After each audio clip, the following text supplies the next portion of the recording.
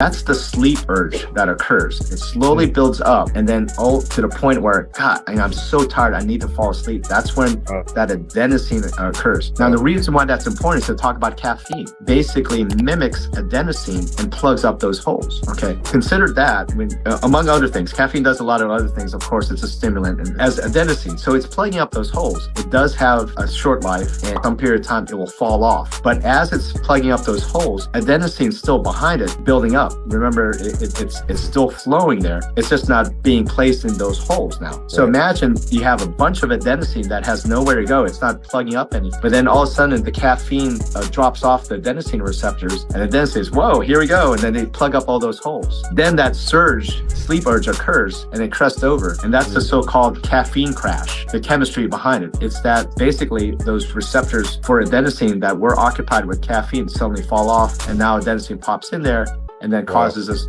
urge that drops off. If you keep doing that over time and you plug in these holes and drops off, that urge just climbs even further. And that crash is going to be tremendous at the end of the day there, or end of the night if you're a binge studier.